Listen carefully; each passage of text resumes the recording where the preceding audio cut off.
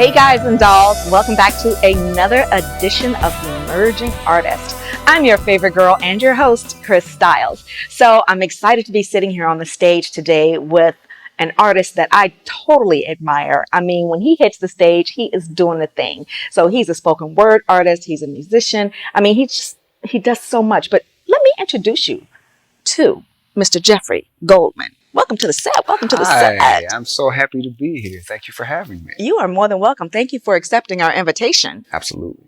Yeah. So tell me about Geoff Goldman, because I knew and I know that you are a spoken word artist, and I've heard you kind of, you do a little tune here and there in some of your sets and everything, but you actually identify as a vocalist. So tell me all the things that Geoff does. Okay. Well, as you mentioned, young lady, I am a spoken word artist, and I also like to reference myself as a melodic expressionist, if you will, because I will intersperse parts of melody into my own original work. I'll kind of sandwich my original material in between pieces of songs, both myself and by other artists that are contextually cohesive, if you will, to my original work. So if it's a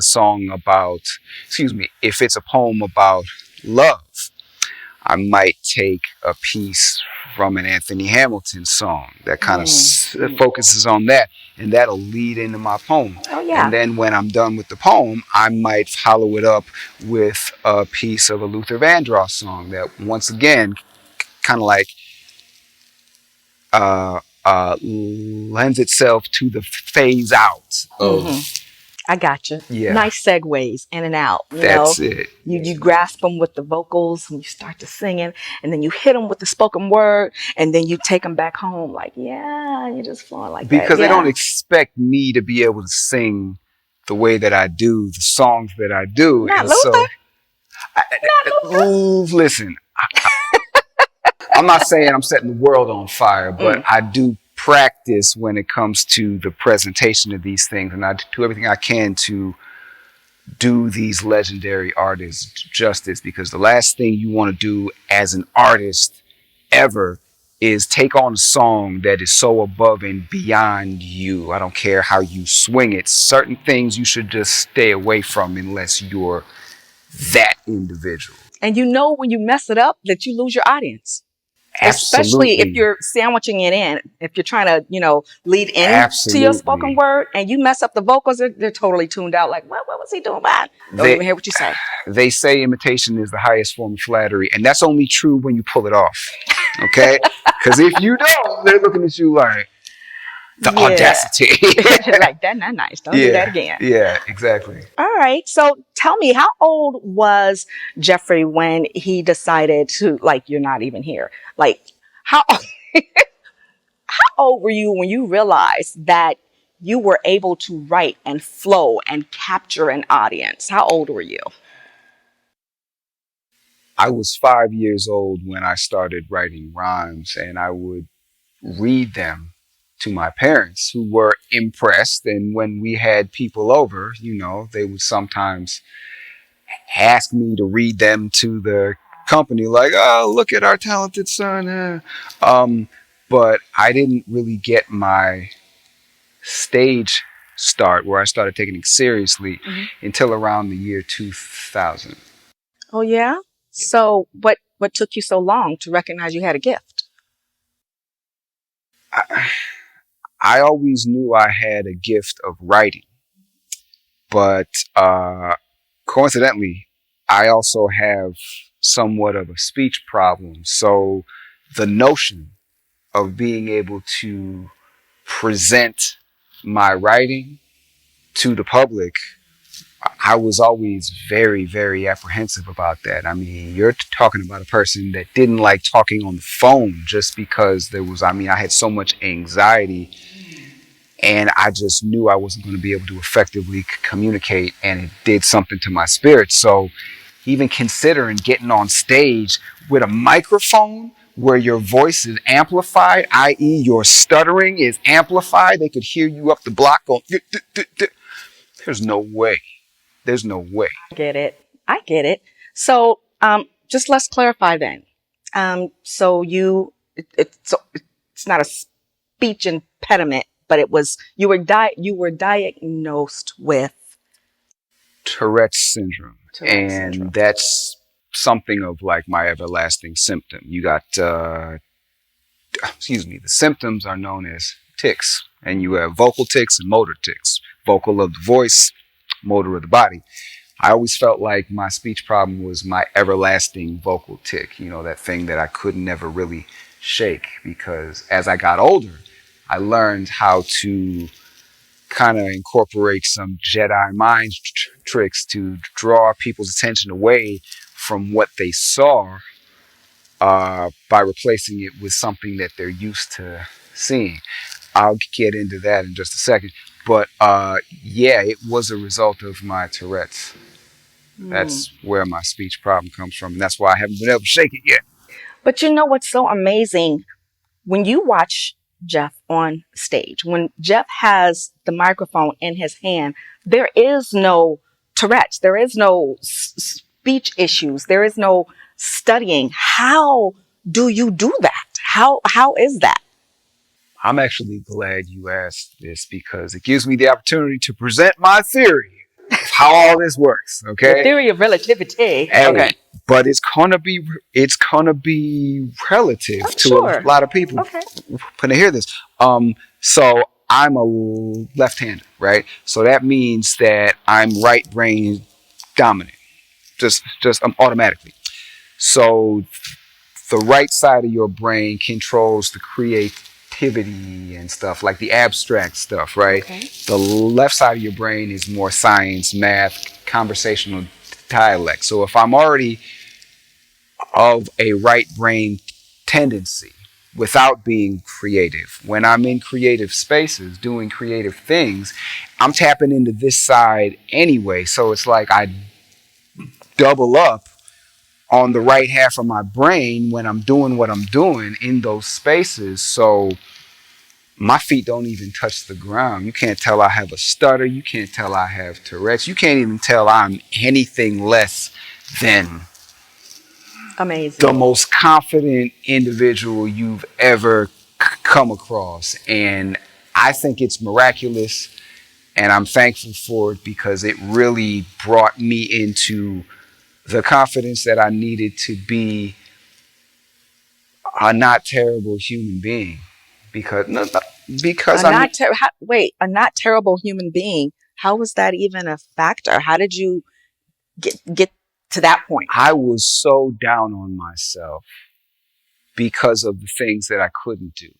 I was so down on myself because of all the difficulties that I did have. I was so down on myself because as a child, I wasn't able to socialize very effectively because I couldn't communicate. And imagine, if you will, you're on the playground. The kids are having a conversation and you're standing there and you want to chime in and be a part of the conversation. You want to contribute. And when it comes time for your turn, you're just standing there looking like a bullfrog, your cheeks, because you're trying to get out a syllable, much less a word or a full sentence or a complete thought. And imagine that kids being kids and being honest in their responses to things don't know what to do. So they either start laughing or they walk away or they start up an entirely new conversation in front of you because you killed the vibe. All right. So, and I talk about it saved me from being a less than stellar human being. I had so much anger. I had so much hurt. I had so much confusion. Like, why did this happen to me? These things that I can neither explain nor understand. It could have turned me into a not nice person as I grew into adulthood, just because I harbored so much resentment. Like, why? Why? I had so many why questions and I had no definitive answers for any of it. And so had I not had this, had I not been able to lean on this and develop this, I wouldn't have become the confident man that you see sitting before you. We wouldn't be discussing this. Um, and my life would not be as excellent as it has been. I owe a lot to this. I really do. It saved my life. Wow, that's a profound statement, Jeff. That's amazing.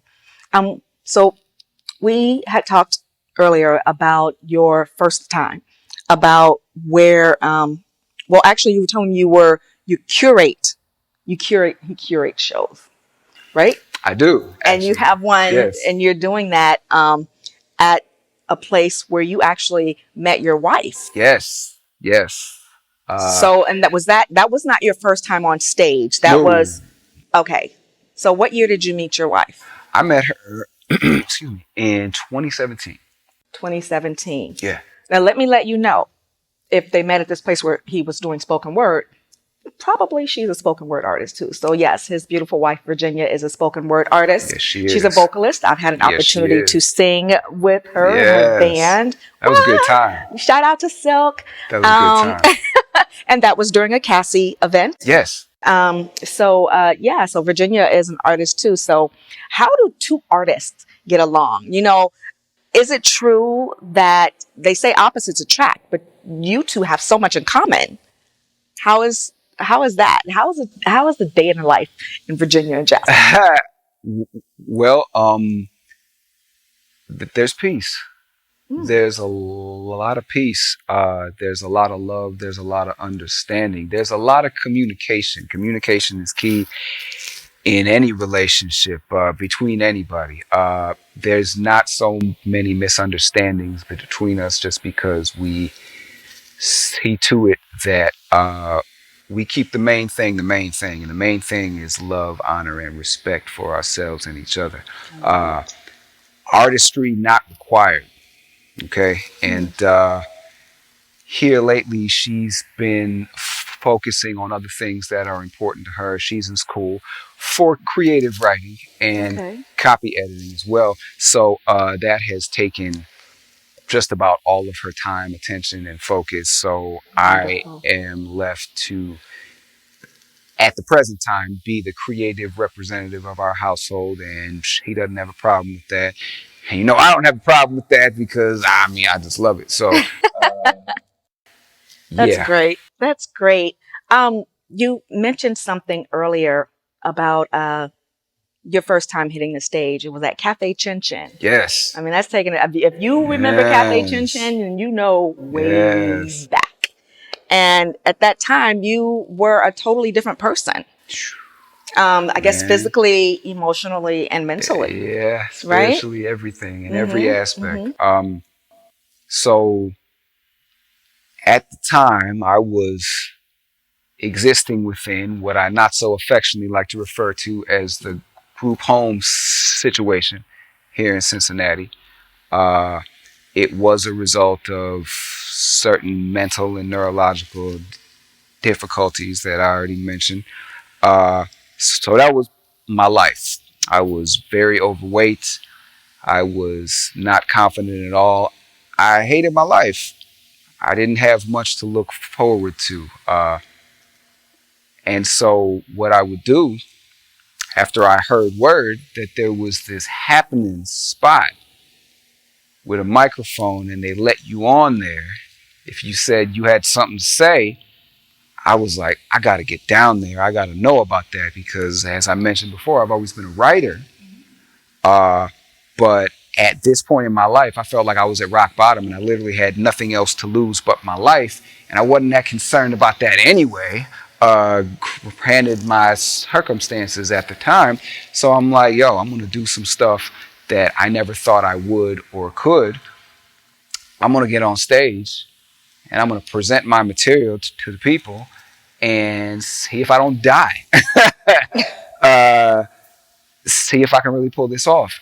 And I went up there and I did.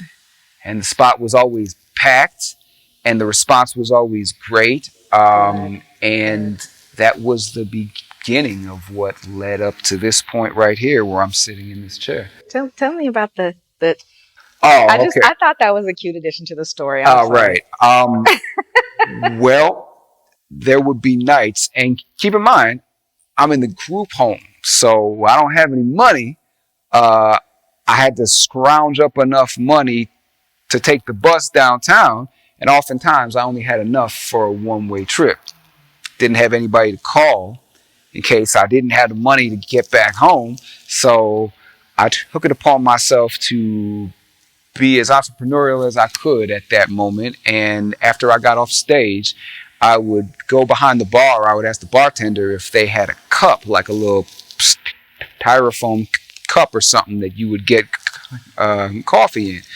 And I would work the room singing to couples for tips, songs by the Isley Brothers and Al Green, like not their entire catalog, all right? I knew a certain few songs that I practiced, and I could make it sound not terrible.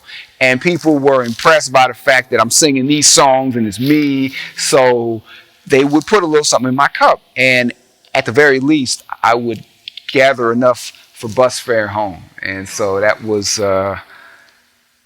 interesting. I would say it was fun, but at the time it really wasn't, because it's like your back's up against the wall, man. If you don't make this money, you got to go to the drop-in center, and then you got to explain why you didn't make it home that night because they had a curfew at these group homes. Well, all of these things, all of these circumstances, it's like you have risen above those things. And I am so grateful to call you friend. Oh, thank you. I am super grateful to call you friend as well. Truly. Thank you. If you want to know more about Geoffrey, just visit his Facebook, Geoffrey. Yes. Goldman, Goldman. But we can't let you go without you hitting the soundstage. We have Let's to. do it. We've got to hear what Geoffrey has to offer. You want to hear it? I'm ready. I woke up like this. Okay, let's do it.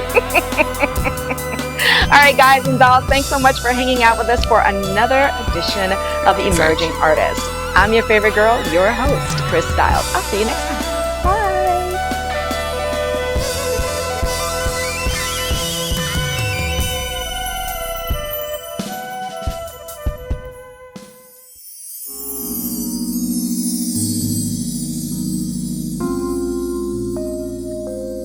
Yo, peace and good evening.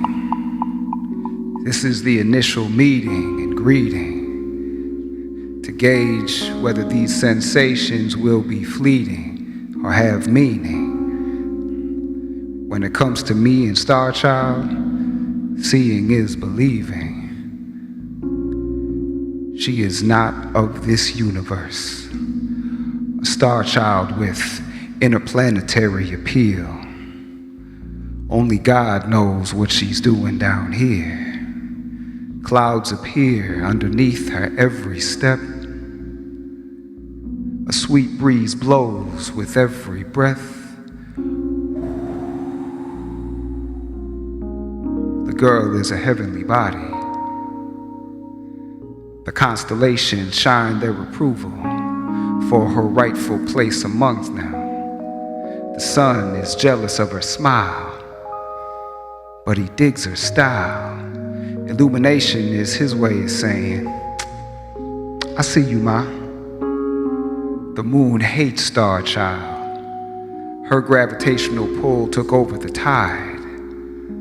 That envious orb in the night sky began to cry. That job was mine, and I don't share. With a spirit as pure as the mountain air, baby doll is in perfect alignment. One glance in her direction, feet sink deep into concrete. Keep an hourglass just to gauge where the time went. Oh, how milky her way must be. Twin supernovas emit light green laser beams from a face that could launch 10,000 rocket ships. Her hair is sparkle from the tail of a comet. Her voice is the sweetest deep space sonnet. The lady gets it honest. A beautiful being birthed from the Big Bang.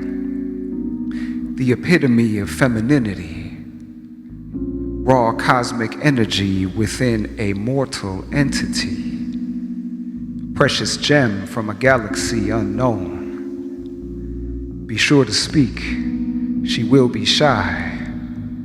How lucky is the guy who gets to be her tour guide? Make her feel comfortable because this star child is light years from the place that she calls home.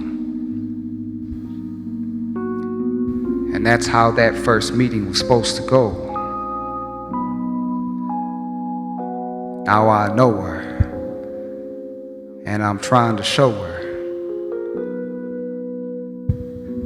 how my heart starts beating a little bit faster, how she got me glowing. I can name her, never hope to tame her. This is Wildflower, and I would never try to game her.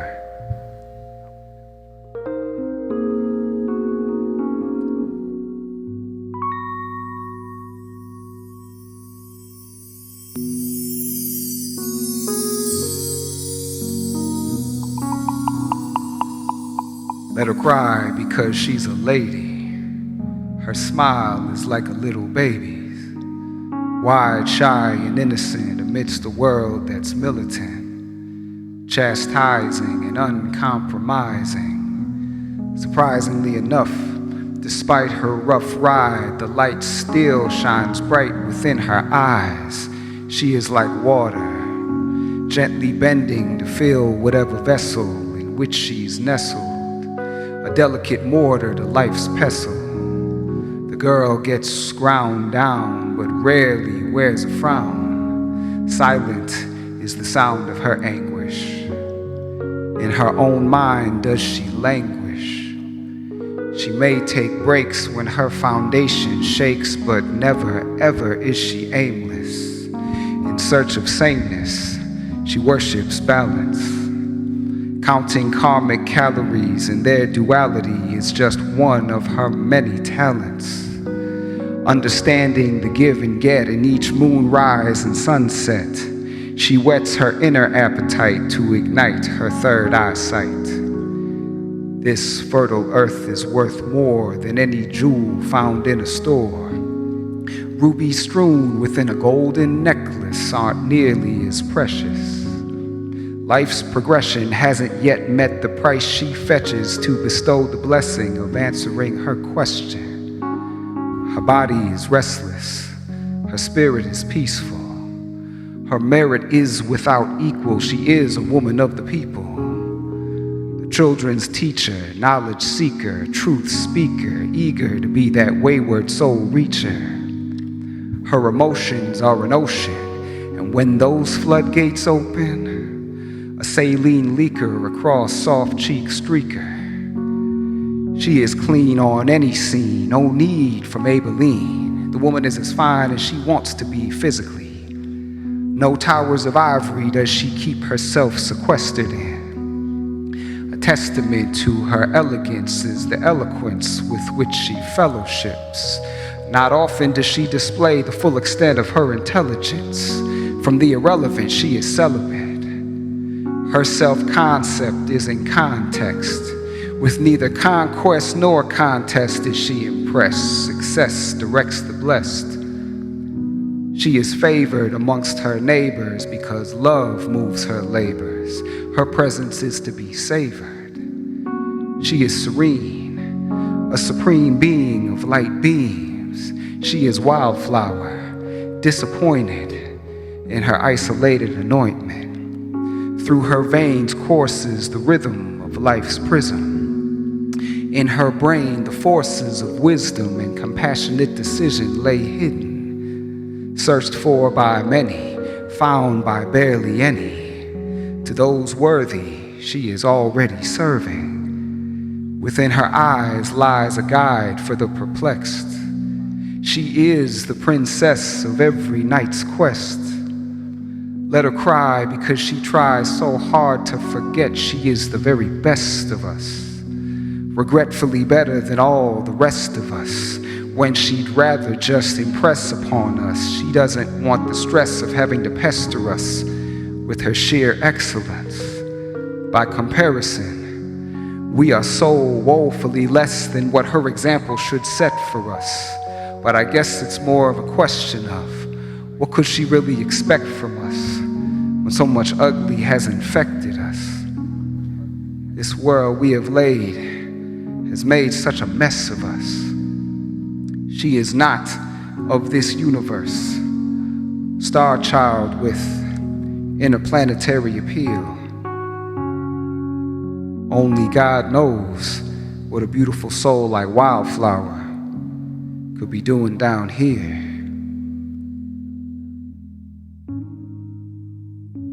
And at this point, it's become clear that I really dug her. I really want to kiss and hug her. I think I just might place no one above her. I think I might even love her. This is called Love Her.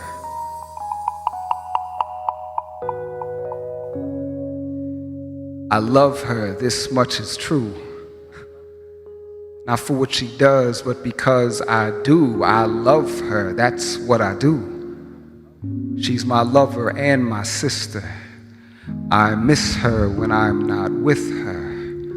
I long to hug and kiss her and share a careless whisper because I love her. That is what I do. I feel like such a fool. Not because I love her, because I can't seem to get enough of her.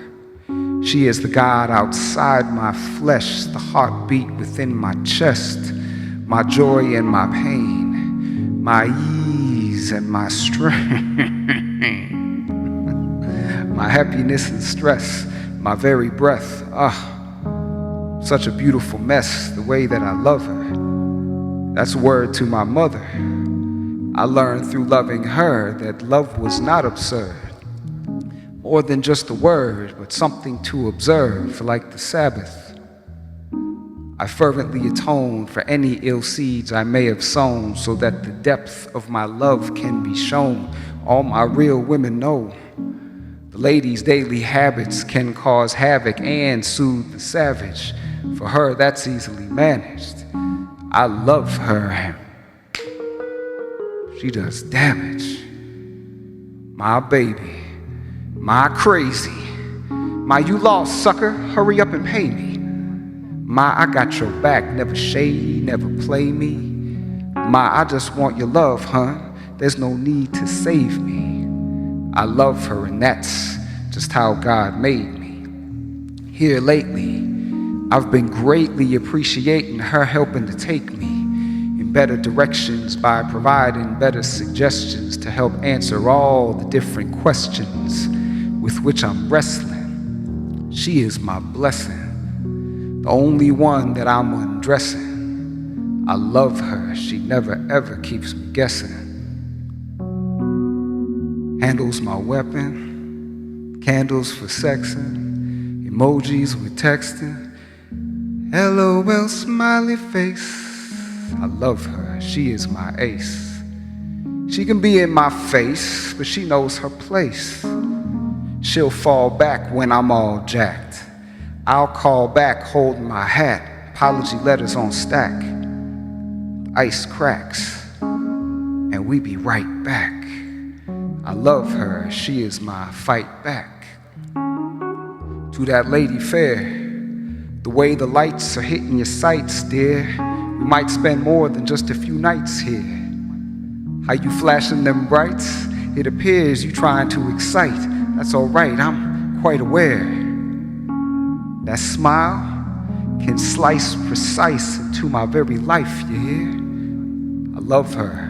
It's nice to see what my future might be looking like clear. I love you. I will always care. I'm a need for you and me to always be right here.